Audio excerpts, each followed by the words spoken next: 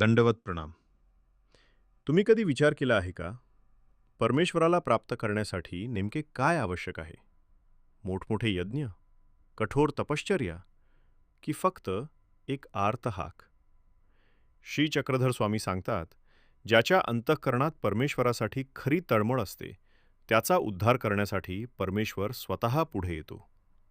आज आपण आचार प्रकरणातील सूत्रे 211 ते 220 समजून घेणार आहोत.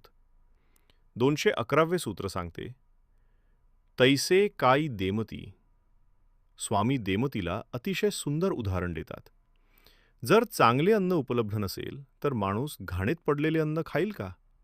किंवा अन्न नाही म्हणून विष खाईल का? नक्कीच नाही. त्याचप्रमाणे जीवनात योग्य मार्ग उपलब्ध असताना चुकीच्या मार्गाकडे कधीही वळू नये. परमेश्वराने दिलेले हे मानवी जीवन धर्मासाठी आणि मोक्षासाठी वापरावे. 212वे सूत्र सांगते, आरती करवणी एथीची दसीची धरली पुरे. स्वामी सांगतात, परमेश्वराला पूर्णपणे पकडणे आवश्यक नाही. खऱ्या आर्ततेने त्यांच्या वस्त्राचा केवळ एक कोपरा जरी धरला तरी तो जीव उद्धाराच्या मार्गावर येतो. ईश्वराला बाह्य प्रदर्शन नको, तर अंतःकरणातील तळठमळ हवी. 213वे सूत्र अत्यंत प्रेरणादायी आहे. जीव ऐसे अधोमुख असती. स्वामी सांगतात, जीव नेहमी संसाराकडे पाहतो. धन, मान, प्रतिष्ठा आणि विषय यांच्याकडे त्याची नजर असते. पण परमेश्वर, तो वरून सतत जीवाकडे पाहत असतो. फक्त एकदा जीवाने आपली नजर संसारातून हटवून परमेश्वराकडे वळवावी, मग त्याचा उद्धार करण्यासाठी परमेश्वर स्वतः धावून येतो.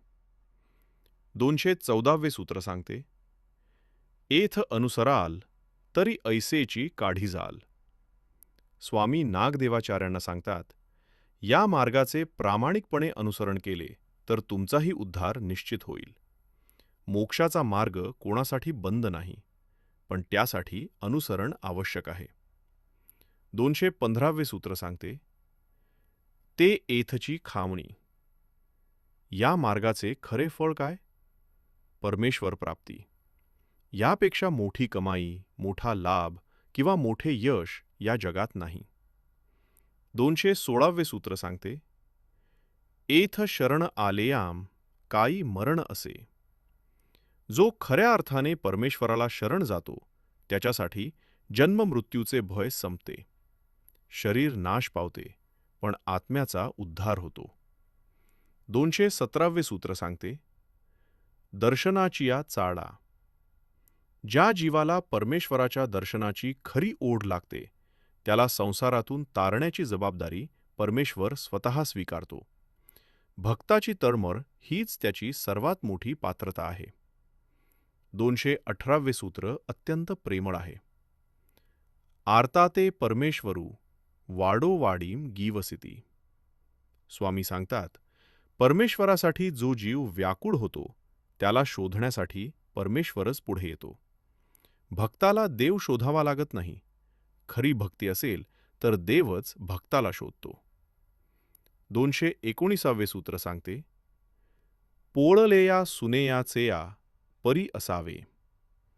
जसे एकदा आग लागून पोळलेले कुत्रे पुन्हा त्या आगीजवळ जात नाही, तसेच संसारामुळे दुःख भोगलेल्या साधकाने पुन्हा विषयांच्या मोहात पडू नये. अनुभवातून विवेक जागा झाला पाहिजे. 220वे आणि आजचे शेवटचे सूत्र सांगते, दांत असेती तेथ चणे नाही. स्वामी अत्यंत व्यवहारातील उदाहरण देतात. जेव्हा खाण्याची ताकद असते तेव्हा अन्न नसते, आणि जेव्हा अन्न असते तेव्हा दात नसतात. यातून स्वामी सांगतात, योग्य वेळ, योग्य संधी आणि योग्य पात्रता नेहमीच एकत्र मिळत नाही. म्हणून जोपर्यंत शरीर सक्षम आहे, मन स्थिर आहे आणि परमेश्वराचे स्मरण करण्याची संधी आहे, तोपर्यंत साधना पुढे ढकलू नका. या 10 सूत्रांचा मुख्य संदेश, योग्य मार्ग सोडून चुकीच्या मार्गाकडे कधीही वळू नका. परमेश्वरासाठी खरी आर्तता ठेवा.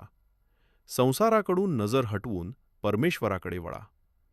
परमेश्वराच्या मार्गाचे प्रामाणिक अनुसरण करा. परमेश्वर प्राप्ती हेच जीवनाचे सर्वात मोठे फळ आहे. परमेश्वराला शरण गेल्यावर जन्ममृत्यूचे भय संपते. भक्ताची तळमळ परमेश्वराला आकर्षित करते. संसारातील दुःखातून शिकून पुन्हा त्याच मोहात पडू नका. योग्य वेळ असतानाच साधना करा.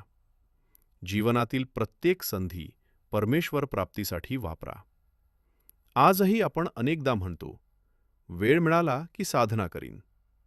पण श्री चक्रधर स्वामी आठवण करून देतात, दात असताना चणे नसतात आणि चणे असताना दात नसतात. म्हणून आजच, आत्ताच परमेश्वराकडे एक पाऊल टाका. कारण खरी आर्त हाक दिल्यावर परमेश्वर स्वतः तुमच्यापर्यंत पोहोचतो. महानुभाव पंथाचा इतिहास, ब्रह्मविद्या आणि लीळा